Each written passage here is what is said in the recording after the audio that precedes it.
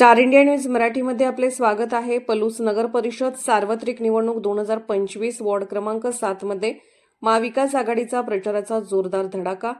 आगामी पलूस नगर परिषद सार्वत्रिक निवडणूक 2025च्या पार्श्वभूमीवर महाविकास आघाडीकडून प्रचाराला वेग आला असून महाविकास आघाडी नगराध्यक्ष पदाचे उमेदवार सौ संजीवनी सुहास पुदाले वॉर्ड क्रमांक 7 मध्ये काँग्रेस पक्षाचे नगरसेवक नगरसेविका पदाचे उमेदवार श्री विक्रम दिलीप पाटील आणि सौ मनीषा गिरीश गोंदिल यांनी जोरदार प्रचार मोहीम सुरू केली आहे।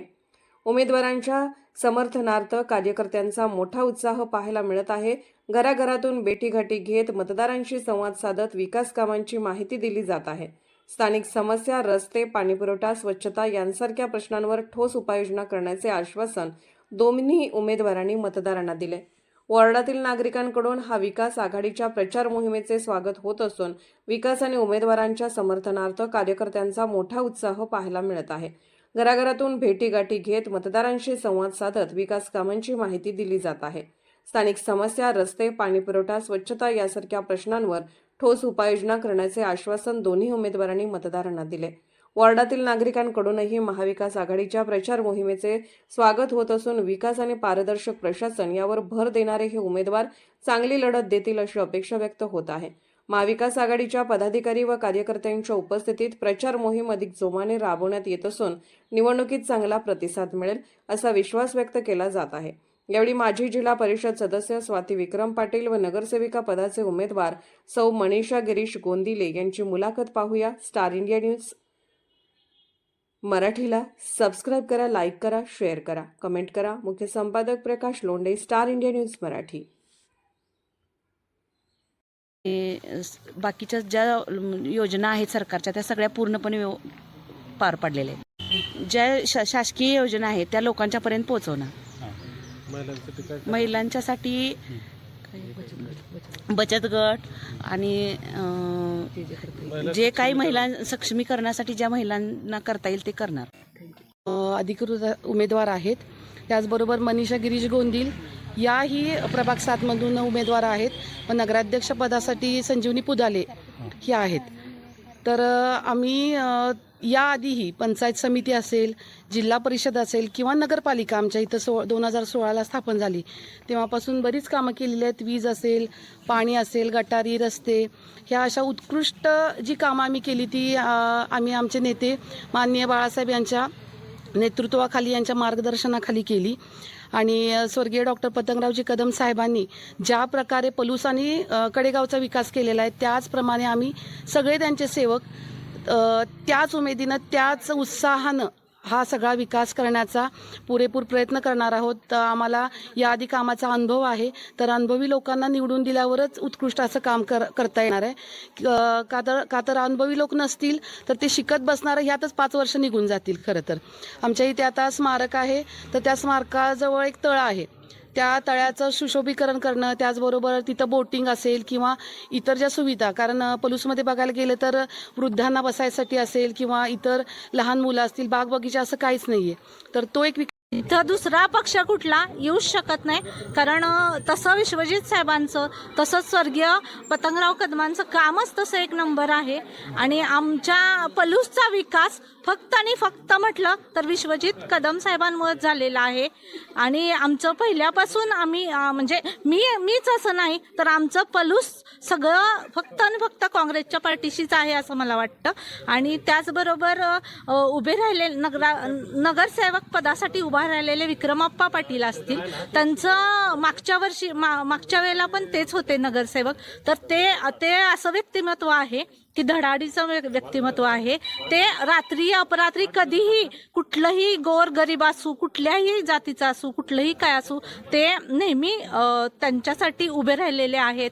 पळणारं व्यक्तिमत्व आहे। त्यांनी कधी आपला स्वतःचा स्वार्थ बघितला नाही, कधी घरचं स्वतःचं काही बघितलं नाही, पण नेहमी ते जनतेसाठी झटत राहिलेले आहेत। त्यामुळं तेच आम्हाला अजून एकदा त्यांनाच आम्ही नगरसेवक म्हणून ह्या वॉर्डातून पाहू शकतो। त्याचबरोबर आमच्या स्नेही मैत्रिणी आमच्या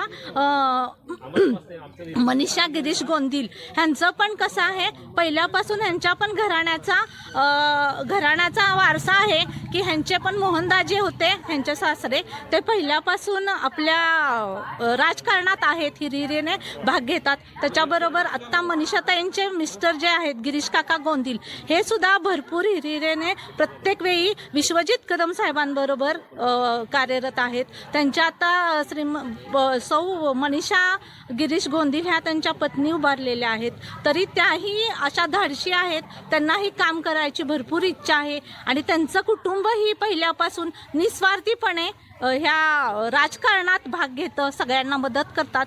त्याचमुळे आम्हाला ह्यावेळी सुद्धा विक्रम आप्पा पाटील आणि मनीषाताई गिरीश गोंदील हेच दोन उमेदवार योग्य वाटतात आणि त्यांना बहुमताने विजयी करावं अशी आमची इच्छा आहे. त्याचप्रमाणे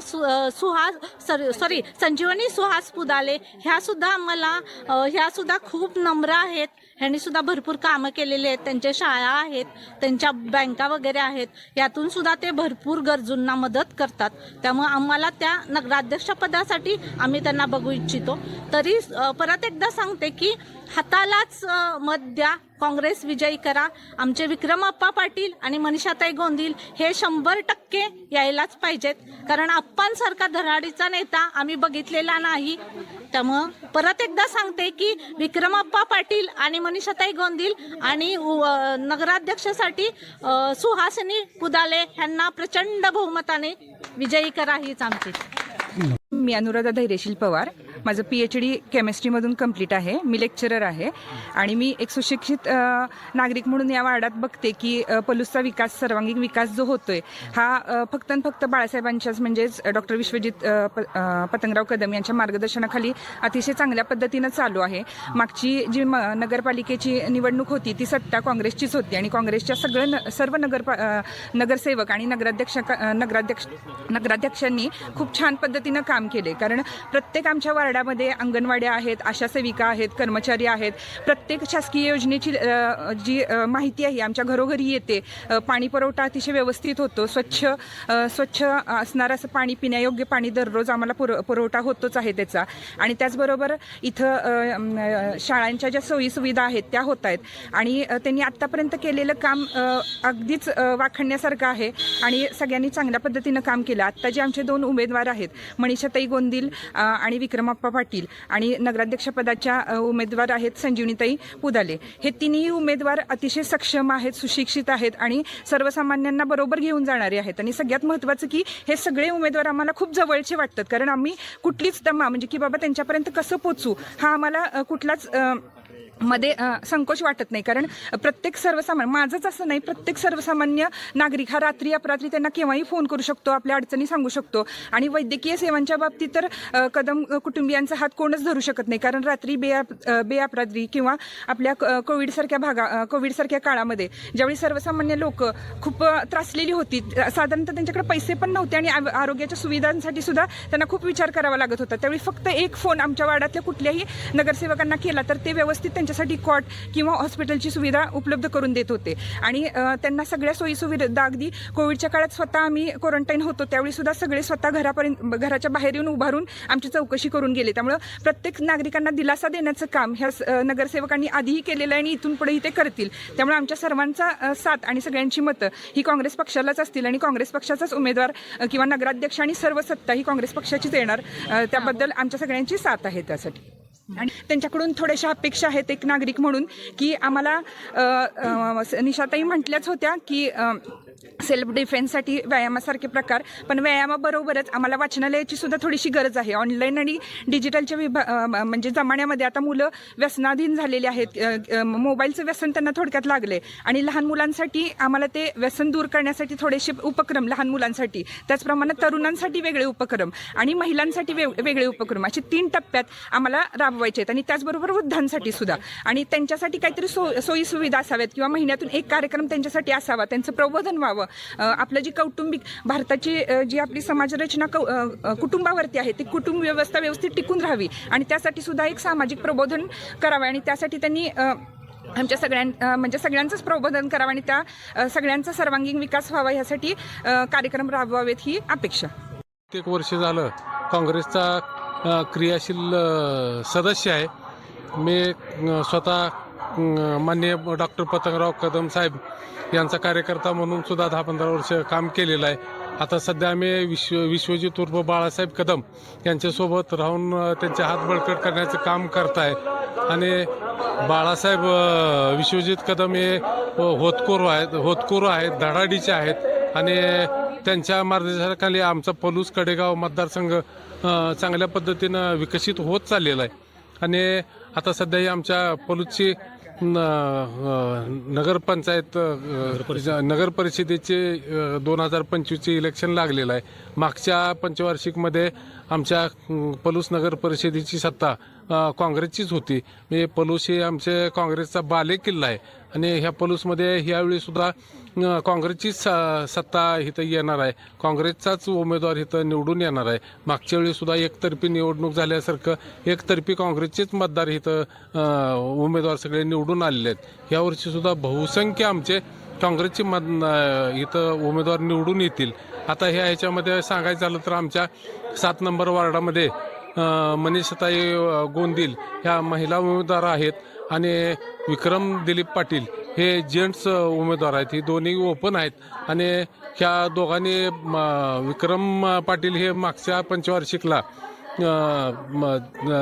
नगरसेवक होते आणि आमच्या नगरपंचायतीमध्ये ते उपनगराध्यक्ष म्हणून सुद्धा त्यांनी काम केलेलं आहे. त्यांना कामाचा चांगला अनुभव आहे.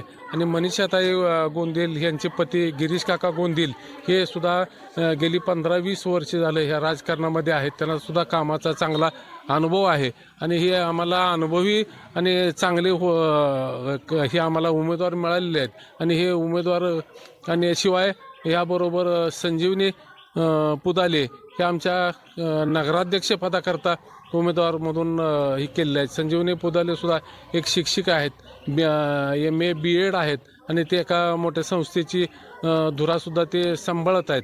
त्यामुळे त्यांना कामाचाही अनुभव आहे. तर ते नक्की ह्या आमच्या टीममार्फत गावाचा विकास होईल ह्याच्यामध्ये. तर मला एक सांगायचं आहे की बाबा उगाच आपलं मत वाया जाण्यापेक्षा तुम्ही काँग्रेसच्या हाताच्या चिन्हावर मत देऊन आमच्या पार्टीला निवडून द्यावं असं मी माझं मत व्यक्त करतो.